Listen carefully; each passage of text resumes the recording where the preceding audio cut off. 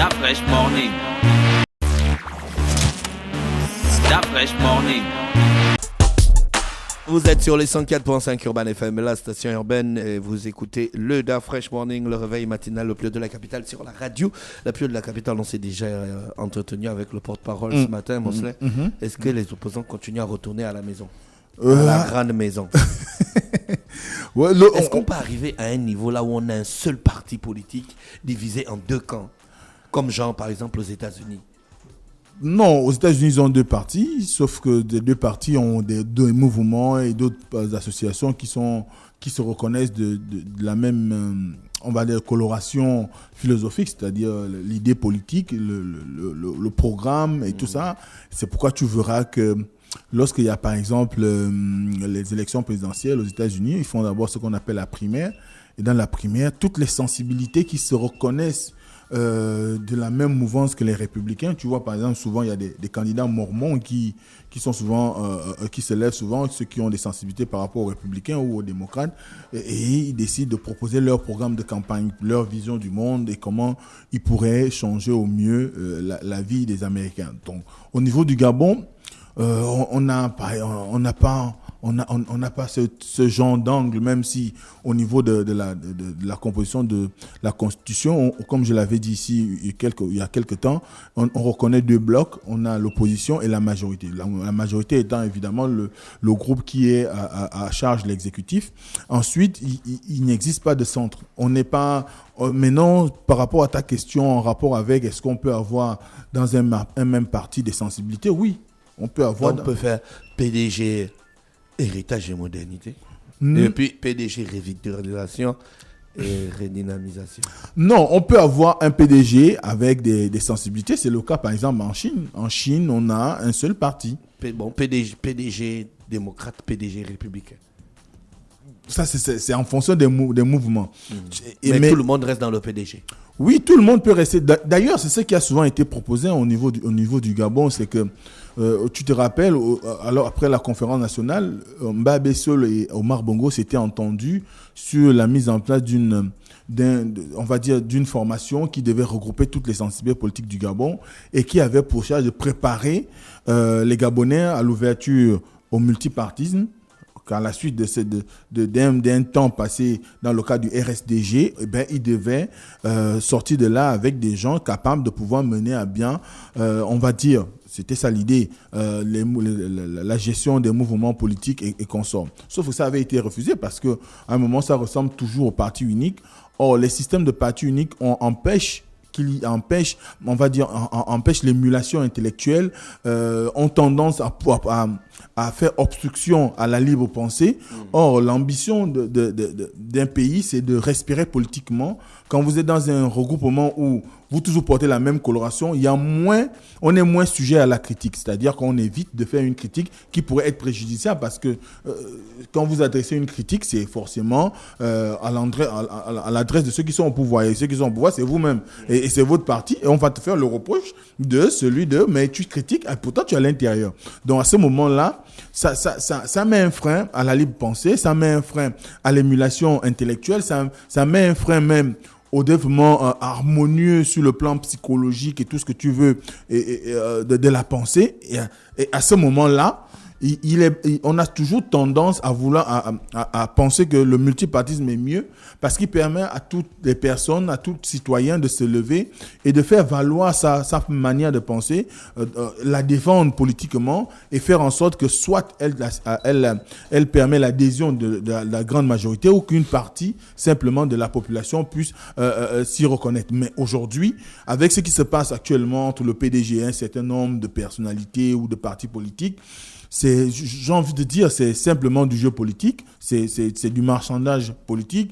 Vous êtes parti, vous voulez revenir, on fait un certain nombre de déclarations. C'est tout ça aussi l'animation. À un moment donné, on peut avoir un leader qui peut s'être fourvoyé. D'ailleurs, c'est ce qu'a dit, par exemple, une des personnalités qui sont parties au Parti démocratique gabonais récemment, qui disait que Massavala Mbumba, bien sûr, qu'il venait présenter ses excuses parce qu'il s'est fourvoyé et qu'en se fourvoyant, eh ben, il s'est rendu compte que le chemin qu'il a emprunté, le chemin de l'opposition, n'était pas la voie idéale et que son retour au parti, eh ben, n'est que la consécration d'un militantisme qui a toujours été le sien, mais dont il est parti sous le coup d'un coup de tête, et puis à un moment donné, il a réfléchi et il est revenu. Mais sauf que derrière aussi, il y a que cette lecture peut parfois paraître incompréhensible auprès des populations, parce que quand vous décidez de faire des va-et-vient à chaque fois, ça discrédite un tout petit peu votre combat politique. Vous êtes comme la girouette de l'aéroport. Voilà, comme dit souvent Gina.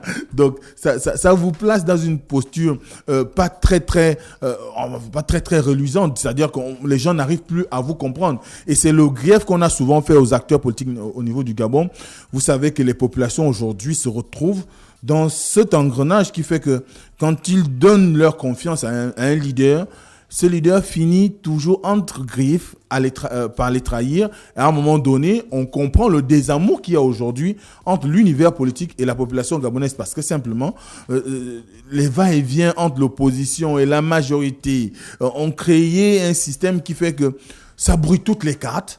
Et au moment surtout où on en approche d'une élection capitale, de l'élection la plus importante du pays, notamment l'élection présidentielle, on va beaucoup plus aller vers ce sens, parce que tu verras, on nous l'a annoncé qu'il y aura plus de personnes qui vont encore faire leur retour au PDG. Et surtout qu'aujourd'hui, il y a une certaine perte de vitesse dans l'opposition. C'est vrai qu'il y a encore un petit groupe qui fait de la résistance autour de Jean Ping, mais ce qui est sûr, la machine est soit engagée sur le plan des ralliements au PDG, mais surtout aussi sur les départs autour de Jean Ping, parce qu'il faut se créer aujourd'hui un nouveau leader de l'opposition. C'est l'image d'ailleurs que tentent de se forger, par exemple, des personnalités comme Barreau Chambrier. Tu sais, par exemple, le Congrès, il n'est pas allé de main morte pour critiquer la convocation du Congrès qu'il y a eu récemment. Pour lui, Ali Bongo, dans son discours, il n'y avait rien. Et qu'au moment de ce Congrès, son discours a laissé entrevoir l'idée qu'il est déconnecté des réalités des Gabonais. Et d'ailleurs, c'est ce qui revient dans la plupart des discussions de l'opposition. Quoique la grande majorité des membres du gouvernement, les militants, même simples militants du Parti démocratique gabonais, ont marqué leur soutien au discours du chef de l'État, mais il y a que l'opposition a relevé quand même un certain nombre de vides dans le discours du président, parce que ce discours-là n'a pas eu l'effet, comme on dit, boum, comme j'ai envie de dire, c'est-à-dire qu'il n'a pas tout explosé. Mais l'opposition ne peut pas venir aussi applaudir le chef de l'État. Non, c'est leur opposant. L'opposition extérieure au Parlement n'a pas applaudi le chef de l'État. Mais je peux te dire, pour avoir été dans l'hémicycle, tous les opposants ont applaudi. À un moment donné de la cérémonie, tous les opposants qui portaient une écharpe ont applaudi. Bon, c'est vrai qu'à des moments, j'ai pu observer, par exemple, Madame Albertine Manga Moussavou, qui n'était pas dans la mouvance d'applaudissements gratuite. Donc, à ce moment-là, on sait qu'il y a quand même une certaine opposition qui essaye plus ou moins de faire vivre. Est-ce que l'opposition, en ce moment, a un leader charismatique qu'on peut identifier? C'est ça le problème aujourd'hui, c'est que nous ne sommes plus face à une opposition, nous sommes face à des oppositions. Des oppositions, et même dans les oppositions, là, on se pose même la question aujourd'hui si elles ont vraiment un ancrage. Mais on ne peut que les considérer, parce que quand on regarde, il y a quand même quelques formations qui ont aujourd'hui des élus au Parlement. On parle par exemple des démocrates, de Guy Zumba Dama, mais avec la ligne politique de Guy Zumba Dama qui n'est ni très très rustre, du moins qui n'est pas tendue, c'est-à-dire qu'il ne va pas en confrontation directe avec le parti au pouvoir. On peut sous-entendre qu'il s'inscrit peut-être dans la logique du milieu, donc de la troisième voie. La troisième voie aussi, qui a déjà d'autres leaders comme Gérard Elangema, quoique lui n'ait pas une certaine représentativité, mais il reste quand même, il existe parce qu'il contribue de manière régulière au débat politique par ses échanges avec la presse, par ses communications. Ensuite, tu as une autre opposition qui est celle qui est plus ou moins engagée, qui arrive à chaque fois à se déterminer par rapport à un certain nombre d'actions que pose l'exécutif. On a parlé tout à l'heure de Barreau-Chambrier avec le RMP et le RPM qui essaye à un moment de dire sa vérité, du moins de prêcher pour son église en présentant un certain nombre de failles qu'on peut retrouver dans un certain nombre d'actions que pose le président de la République ou l'exécutif ou encore le camp de la majorité. Ensuite, tu as le pôle qui tourne autour de Jean-Ping, quoique Barreau-Chambrier est encore très au fait des activités de la galaxie, de la coalition pour la Nouvelle République, mais on n'empêche que autour, il y a aujourd'hui une idée qui veut que on sorte dans l'opposition. Il y a une idée aujourd'hui qui veut mettre en évidence l'ambition selon laquelle il faudrait un nouvel homme qui puisse incarner les aspirations claires et réelles de l'opposition gabonaise, parce que Jean-Ping aujourd'hui, il est pratiquement inaudible, plus personne ne l'entend, il n'est plus dans les joutes oratoires dont on avait pris l'habitude d'avoir, notamment pour pouvoir rappeler que c'est lui le président élu, et d'ailleurs même l'engagement qui a été celui des siens c'est un tout petit peu estompé, même sur les réseaux sociaux ils ne sont plus aussi virulents que ça, et sans oublier qu'il y a eu quand même une certaine perte de vitesse de ce qu'on a appelé la diaspora, les panthères qui à un moment donné avait fait parler d'elle lorsqu'il s'est agi de l'agression à l'endroit d'un certain nombre de personnalités politiques, notamment à l'étranger, notamment en Occident. Et aujourd'hui, avec cette multitude de voix de l'opposition, eh ben, on est dans une situation où on entrevoit beaucoup plus une impasse pour ce regroupement politique ou ce camp politique à pouvoir se reconstruire. Mais n'empêche que il y a quand même qu'à un moment donné, il va falloir que tous les opposants s'asseyent, se retrouvent pour discuter, pour créer un véritable camp. Pour créer un véritable groupe, une véritable galaxie, une véritable situation idéologique aujourd'hui dont on a besoin. Le pays a besoin qu'il y ait une opposition. Je ne sais pas si le Parti démocratique gabonais, le président Ali Bongo Ondimba peuvent se réjouir du fait qu'il n'ait pas d'alter ego. Ils ont besoin d'un alter ego. Parce que ton alter ego, c'est ton miroir. Si tu n'as pas d'alter ego, eh bien, à un moment donné, tu te complais, tu restes dans une zone de confort qui peut te surprendre du jour au lendemain. Donc, à un moment donné, c'est vrai que ce n'est pas au PDG ou encore à Ali Bongo Ondimba de pouvoir construire une opposition. C'est du ressort de ceux qui aspirent à mieux par rapport à ce qui est offert aujourd'hui aux Gabonais.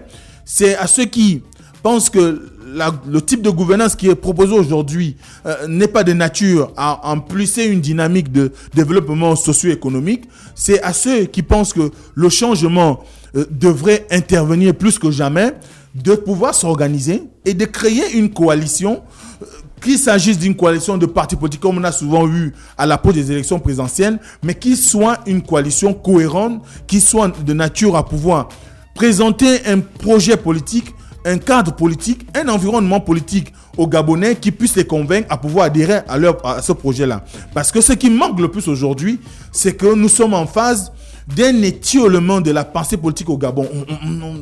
Plus personne n'arrive à savoir quel est aujourd'hui le positionnement politique du Gabon, aussi bien de la majorité que de l'opposition. Mais surtout de l'opposition, parce que ce besoin de positionnement est très recherché dans l'opposition, et c'est pourquoi on risque d'avoir une forte abstention aux élections qui arrivent, parce qu'aujourd'hui, plus personne n'arrive à lire l'opposition, n'arrive plus à donner même du crédit à une frange du moins à la majorité, parce que les discours qui sont pondus en longueur de journée par la majorité ont vite fait de pouvoir d'amener les populations à comprendre que beaucoup dans la majorité n'y sont pas pour travailler autour d'Ali Bongo Ondimba pour apporter le développement socio-économique dont on a besoin, mais beaucoup sont beaucoup plus là pour leur confort personnel, pour bénéficier des avantages qui leur permettraient à eux et à leur famille de pouvoir s'élever socialement. Le bien-être des Gabonais les préoccupe peu, parce qu'il suffit de voir comment on a géré la crise du coronavirus. Certes, il y a eu des mesures, comme le rappelait le conseiller spécial porte-parole Jesse Elekora tout à l'heure, mais il y a que dans les faits, il y a un certain nombre de filets sociaux qui n'ont pas été mis en branle pour essayer d'amortir le choc. Vous avez des gens aujourd'hui qui ont des difficultés, plus qu'hier, à manger, à se mouvoir, parce que le taxi a augmenté. Toi-même, tu l'as rappelé tout à l'heure, le bidon d'huile de 5 litres produite au Gabon est passé de 4500 à 6500. Brice nous a expliqué ça quand on est parti la dernière fois à Géant Casino, qu'il y a des commerçants qui viennent acheter le bidon d'huile à 4800 là-bas à Géant Casino. Et puis, ils vont revendre ça. Donc, ils viennent acheter les stocks. Oui. Et donc, on a interdit maintenant d'acheter une quantité bien précise. Oui. Pour ne pas... C'est fait exprès, ça. Mais... c'est de la... C'est du banditisme commercial. Organisé. Le problème n'est pas d'acheter les stocks en réalité. Non, Le problème n'est pas d'acheter les stocks. Le problème est au niveau de l'administration qui doit contrôler ses activités. L'activité économique au Gabon ou le commerce au Gabon est quand même géré par un département et géré par une administration, notamment en ce qui concerne la mercuriale et on va dire quoi, la mesure de la concurrence. C'est pourquoi on parle de la DGCC.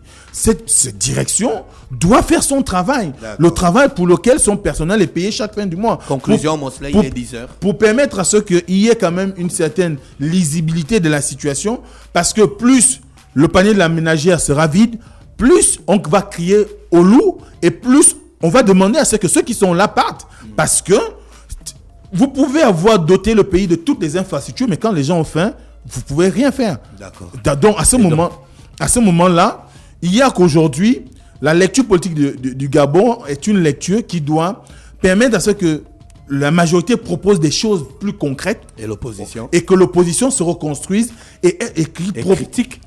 Oui, critique clairement le quotidien. Oui. Parce que c'est pas seulement entendre quand le président fait un discours qu'on voit que c'est là où il y a l'opposition. Non, ils doivent faire leur travail qui est celui de mettre les autorités en face de leurs responsabilités. Voilà, c'est aussi un point important dans le discours du chef d'État, la responsabilité. Chacun, en son toute âme et conscience, par rapport au positionnement qu'il a choisi, doit pouvoir jouer son rôle afin que nous commencions à offrir aux populations les structures les plus adéquates qui leur permettent de s'émanciper à tous les niveaux. Merci Mosley avec nous ce matin sur les 104.5 Urban FM, la station urbaine dans le Da Fresh Morning.